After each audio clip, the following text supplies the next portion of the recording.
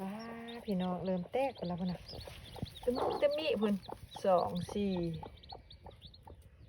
6 8หยกกลเบิ่งเด้ออ้าไข่ทั่วทิพย์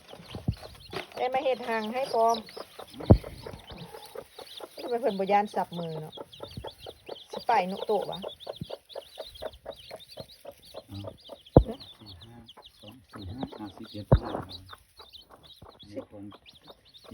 กำลังสับได้นะกำลังเอาปากออกละ10เท่าไหร่ละนับเป็นส่วนมีแต่เก่าว้า12 หน่วยนะเขาเห็นนางยกแม่มัน12 หน่วยแพงแม่เพิ่นนะตัวเหลืองคือพ่อเพิ่นว่าซั่นพ่อเพิ่นงามเป็นตาฮักได้โอ้มันมีหลายลายเด้ฮะนี่ลายคือแม่เด้จ้าพี่น้องมาเบิ่งไหมเห็นแล้วก็เป็นตาแพงมีเท่าไหร่หน่วยแตกเท่านั้นหน่วยความว่าเพิ่นนั่นปีนี้พอไข่แต่ละปีอย่างว่าสิป้ายหน่วยแตก4แตก5เพราะว่าปีนี้ก็ขังจนมันใหญ่เนาะมันจังปล่อยมันหั่นนะพี่น้องมันปล่อยเลยฮะว่าโอ้หมาบางตัวขี้ดื้อมันก็ซอกกินได้พี่น้องซอกกินไก่น้อยนี่นะดูนี่นะพ่อเพื่อนหันโอ้เป็นไก่ที่ว่างามในพ่อนะเป็นตาแพงเป็นตาหักในพ่อมันนะดูไก่น้อยฝัก10 ป่ายหน่วยแตกทั้ง10 ป่ายหน่วยพี่น้องเป็นตาสะอ่อนบอกเป็น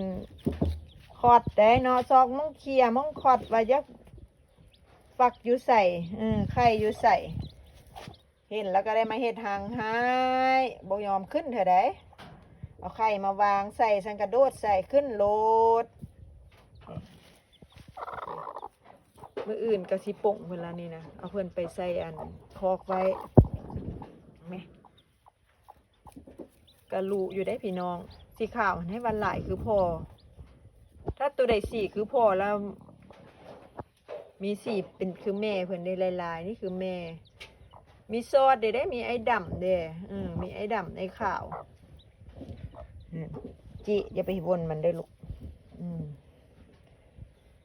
สิโป่งเพิ่นมืออื่นนี่แล้วนี่นะให้หน่วยนั้นแตกก่อนแม่กำลังสับอยู่ป้อนหัวออกมาละไข่น้อยเพิ่นหั่นนะ